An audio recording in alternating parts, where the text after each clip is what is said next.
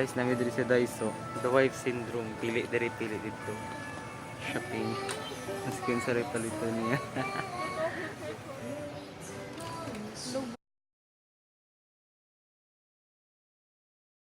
Yes! Hello guys! Good evening! It's us again sa Thoughts Adventure. And yes, naapamid din sa Cagayan. And we are still here. And like I said kanina, wala mi na dayon og tanaw og mo na. It's because na 4:40 PM lang.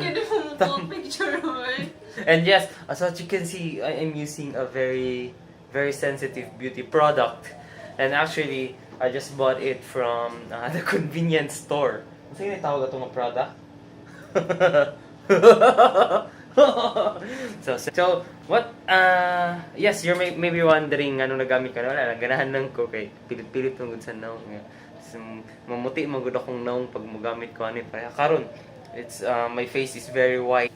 Guys, I'm doing this vlog. I just want to show you kung unsa ang among haul or mga nakuha sa or mga napalit sa Daiso 88 pesos Japan. Here it is. Here is actually Daiso is one of our favorite store na ginabalikan sa Davao. It's because of their good quality products tapos cheap pag yun siya.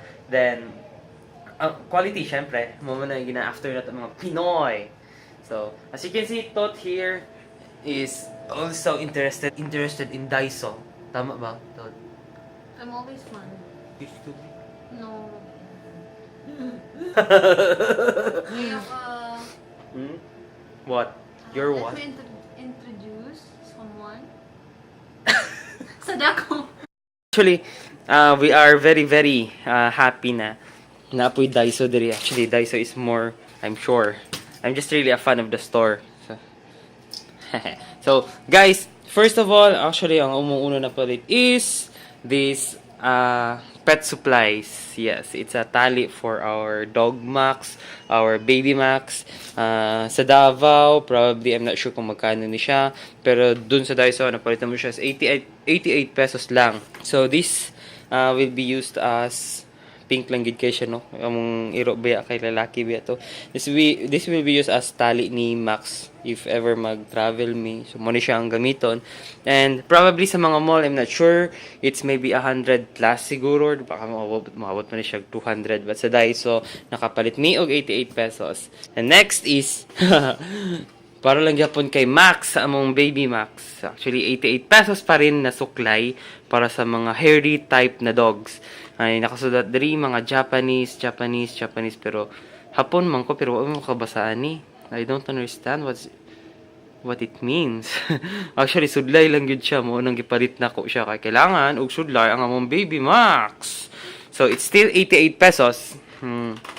It's a good quality suklay then, I'm sure.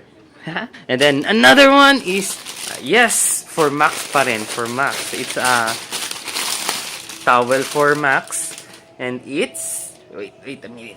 Wait. Yan.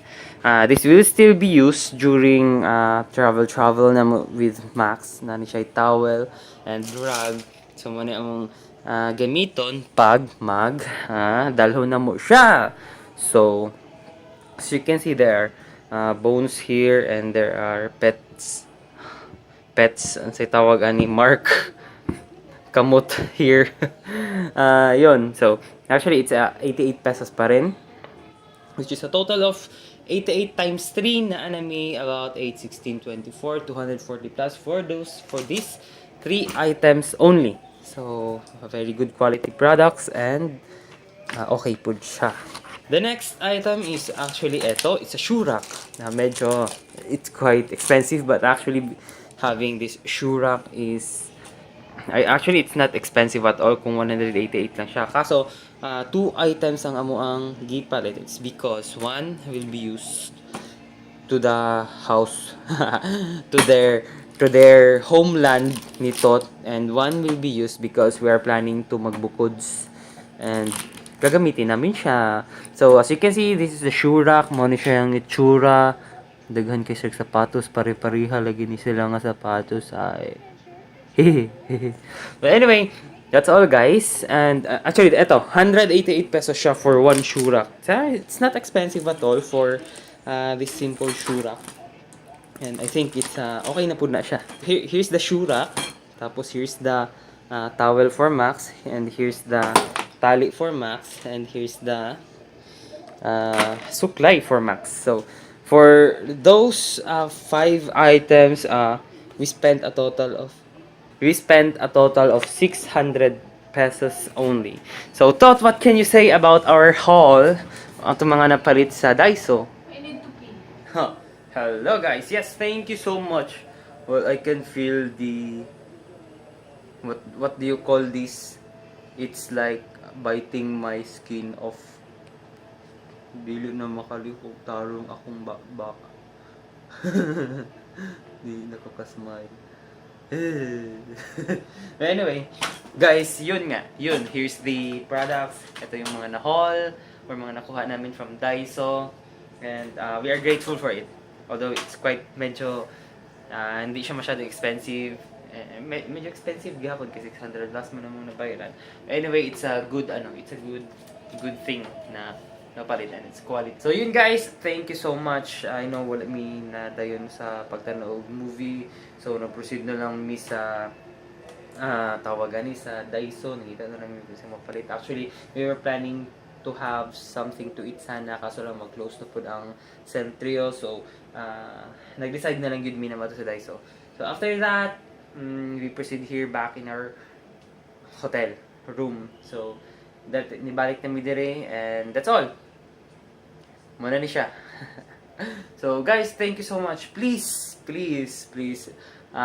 like, follow us on Facebook, or I mean like our page on Facebook, follow us on Twitter and Instagram, and please subscribe on our YouTube channel. It's a simple happiness for us.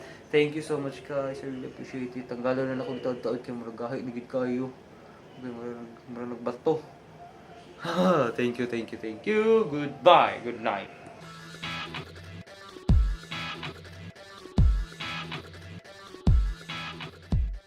And guys, gusto lang ako isingit. Ingon ni Tot, karon bag-o lang gyud. Nana daw ang iPhone 8. What the? Kisa mo palit ang iPhone 8, oy? Hindi ko kabalo ba kasi palitan na. Di ba nga kung palit og iPhone 5 kay gahi kayo? Sige, mahal kayo. Woo! Tama na sa akong Samsung nga kanang pindot-pindot o kanang Nokia ganing 5110. Woo! Nga, sa may ma-comment ni mo Tot, kadungog ka sa akong giingon. Never! iPhone 6, never. Goodbye!